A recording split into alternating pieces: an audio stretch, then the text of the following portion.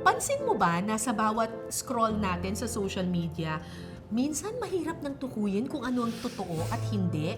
Naglipanan na kasi ngayon ng fake news kaya lalong dumarami ang mga nagiging biktima ng maling impormasyon. At sa dami ng modus ng pagpapakalat ng pekeng balita, ang tanong, paano nga ba tayo hindi magiging biktima?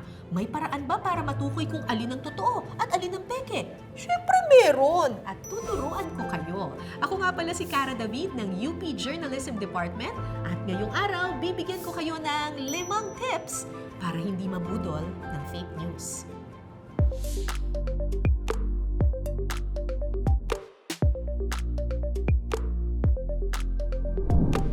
Tip number 1, syempre, suriin ang source at writer na pinanggalingan ng balita o impormasyon.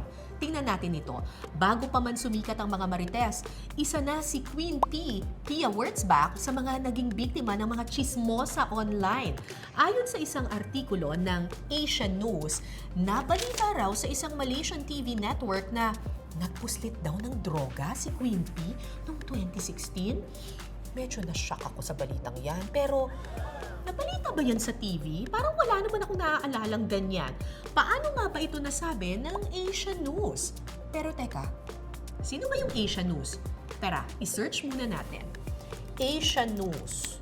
Uy, may nakikita ko Asian News Channel pero ibang logo, hindi sila ito. Walang lumalabas na impormasyon tungkol sa Asian News na outlet na ito. Maski sa website, wala rin.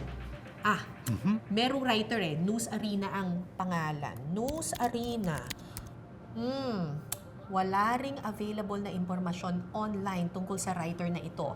Kung ganito ang resulta ng paghahanap, walang verified na impormasyon at totoong tao na sumulat, malamang peke ang balitang yan. Gawa-gawa lamang kaya hinay-hinay sa pag-share. Tip number 2, laging i-check ang date kung kailan na-post ang balita. Isang halimbawa rito ay tuwing bagyo. Bago maniwala na wala talagang pasok, tingnan muna kung sino ang nag-post nito at kailan ito sinabi. Marami kasi ang nabibiktima ng nagre-reshare ng mga lumang post na walang pasok. Kunwari, itong post na ito, naku, nung isang taon pa yan, pero ni-reshare ito ng mga tao kaya nalito tuloy ang mga estudyante. Nagpalala pa yung mga peking pages na ginagaya yung mga LGU para magsabing wala raw pasok. Para hindi ma-mark na absent, laging mag-double check kung kailan posted ang balita. Tip number 3, is it a joke? Magtanong kung joke o satirical ba yung post. Meron kasing mga for entertainment purposes lamang.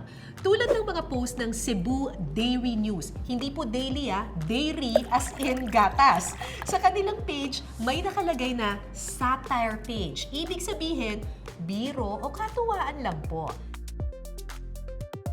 Tingnan natin itong isang post nila. Sabi, dapat daw i-frame ang mga bagong 1,000 peso bill, yun bang may agila? Pero nakalagay rin naman sa mismong picture ang salitang satirical. Kumbaga, ito yung paalala nila na hindi ito totoo at huwag seryosohin. Tip number 4, read beyond the headline. Huwag maging tamad, ugaliin nating magbasa. Tulad nito, sabi, inaresto raw si Joey De Leon dahil sa drugs sa Quezon City. Dahil sikat ang pangalan ng inaresto, marami ang nag-react at nag-share nito. Pero ang tanong, totoo nga ba? Pag binasa ang artikulo, ito ay totoo. Totoong may inarestong Joey De Leon. Pero hindi po ito yung Joey De Leon na komedyante at host ng Itbulaga. Isa pa, mapapansin din natin na nakapaloob sa single quote ang pangalan na Joey De Leon. Kung itong larawan lamang na ito na in-upload ang pagbabasihan natin, talagang marami ang mag-aakala na ang artistang si Joey De Leon ang naaresto. Kaya inuulit ko, read beyond the headline. Tip number 5, check the supporting materials and ask the experts. Huwag naniniwala agad. Itanong o kaya naman i-search mo yan para makasigurado. Halimbawa ang post na ito sa Facebook ng poster ni dating Pangulong Ferdinand Marcos.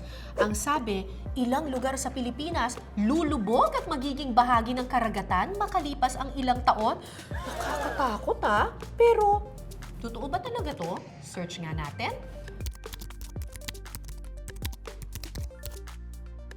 Hala, may lumalabas nga na artikulo na may kaparehong headline.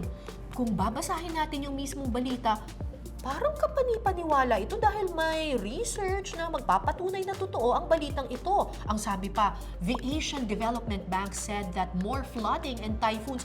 Wow! Meron pa data at attribution. Pero, parang may mali. Sa ginawang fact-check ng Verifiles, sinabi ng ADB na ang mga syudad tulad ng Manila, Malabon, Taguig at iba pa ay most exposed to a 1-meter sea level rise o maaaring maapektuhan sa posibleng pagtaas ng average water level ng karagatan sa mundo dahil sa global warming. Hindi po sinabi na lulubog. Hindi porket may binanggit na datos at kilalang organisasyon, automatic na totoo na ito. Dapat pa rin natin alamin kung akma nga ba yung pag-aaral sa konteksto ng balita. Pero kung nalilito ka pa rin, lalo na sa mga technical na kaalaman, huwag mahihiyang magtanong sa mga eksperto tulad ng inyong mga guro o yung mga involved sa science at akademya. Ilan lamang ito sa mga paraan para malaman mo kung fake o hindi ang impormasyong iyong nababasa. Marami pang ibang paraan ng pag-check. Basta ugaliin na mag-isip muna ng mabuti bago mag-post o mag-share sa social media. Sa panahon ngayon, napakadali ng mabudol ng fake news. Kaya, doon lang tayo sa balitang nakasisiguro tayong tama para di tayo dehado. Tandaan, makapangyarihan ang ating mga salita. Gamitin natin ito ng tama. Bago mag-post ng kahit na ano, siguraduhin ito'y tama at totoo. Ako po si Cara David para sa Media and Information Literacy Project ng UP Diliman.